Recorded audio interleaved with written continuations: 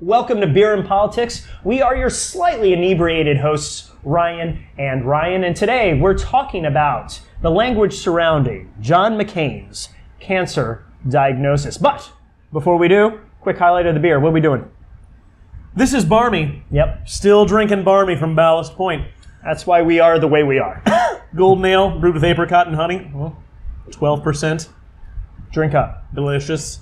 All right, so tell me a little bit about John McCain and his cancer diagnosis and what people are saying. So, obviously, a guy like John McCain, Yep. there's been a large outpouring of support from everyone. I guess that makes sense. It makes sense, right? But we saw, I read a few articles Yep. that criticized specifically President Obama and Former president and not my president. one and the same. Uh-huh. Criticizing former President Obama in his use of language about the cancer diagnosis. Go on. Obama said something to the effect of, Fight the good fight, give him hell. Fight, give him hell. Yeah. Obviously, we know John McCain's history. POW, tortured for 5.5 years. So yeah, fight the good fight. Right? What's wrong with that? Well, anything wrong with that? We'll get into that, but these people thought that, or at least the articles I could say that I've read, had an issue with the language of fighting. Okay. And fight this, be a fighter. And mainly the reason was they had issue with the terms because they thought people who succumbed to cancer, people who didn't make it, or people who were not doing well in their struggle with cancer might feel as though they're not fighting the good fight. They're not fighting the good fight. Or that's what it was. They're not fighting hard enough. And it's their fault that cancer is, for lack of a better term, winning. And well, I mean, that's typically what you hear at funerals is you died because you didn't fight. Right. Often stated. If only good old Jimmy had actually been stronger and was better. Right. So, I actually talked to at least a friend of mine about this, and her argument was she liked this article.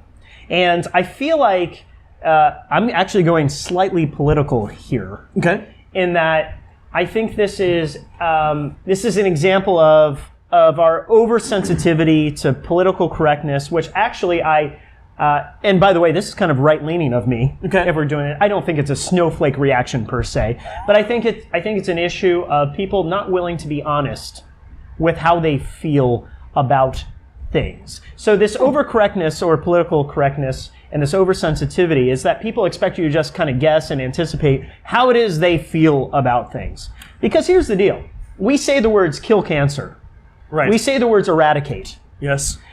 We know for a fact, and you cannot convince me of this, people who survive things fought.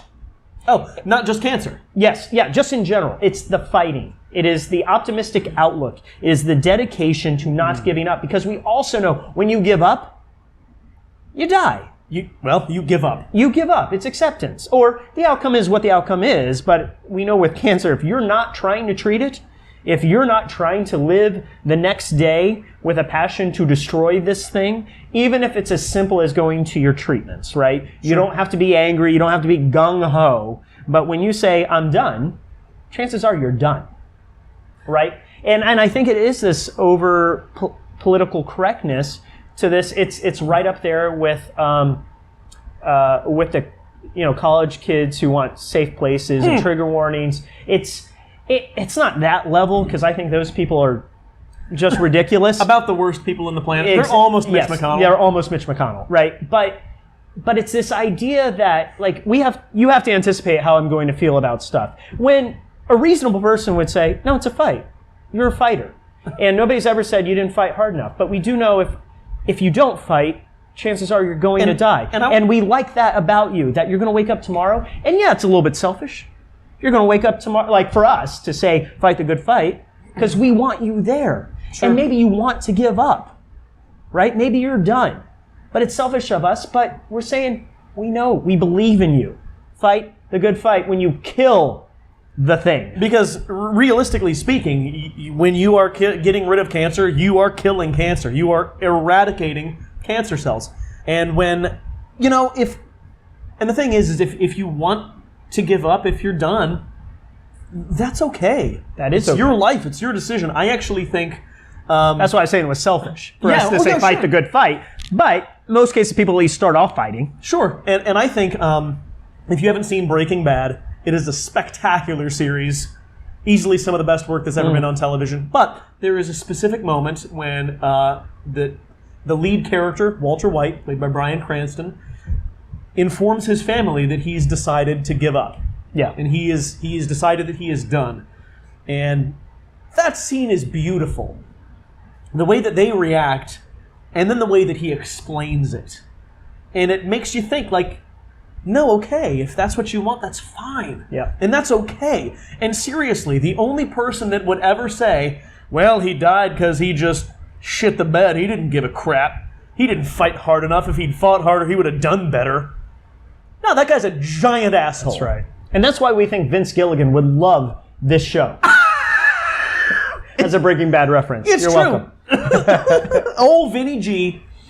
Yeah, that guy's the biggest jerk in the world. Anybody who said, well, they died because they didn't fight hard enough is ridiculous. And by the way, it goes beyond cancer and treatment and all that with this figurative language, right? Sure. When we talk about war and we say people fought and they fought hard, to say that the people who died of cancer didn't fight hard enough is like saying the people that lost the battle didn't fight hard enough. Yeah, the guy who was hit by sniper fire didn't fight hard enough. Yeah, he didn't want it bad enough. No, sometimes you're just beaten. Yeah. Right? But we do know you need to fight if you're going to win. And you might not look at it as a fight. You might look at it as treatment. You might look at it as a smart, reasonable thing to do. But your body looks at it as a fight. Yes. In fact, if you're getting treatment, you're probably poisoning your body.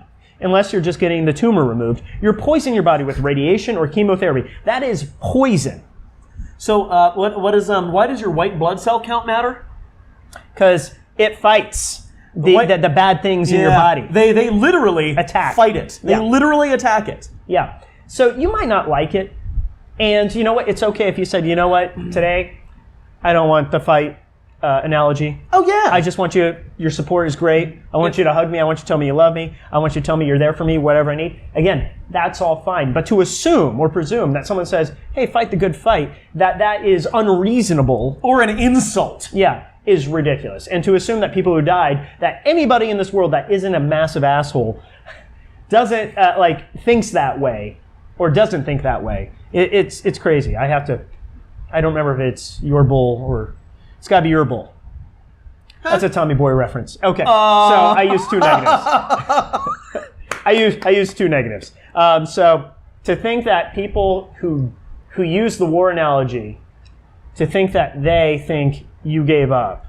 Or that you're weak if you don't make it. Yeah, it's a ridiculous thing. They are a massive asshole, and everybody in the world knows it, and almost nobody says it. I've never been to a funeral where anybody said that. I had the person I was talking to said, my thoughts on this is insulting to anyone who's ever known someone who has fought cancer, which is to mean everyone. So everyone. Everyone in the everyone? world.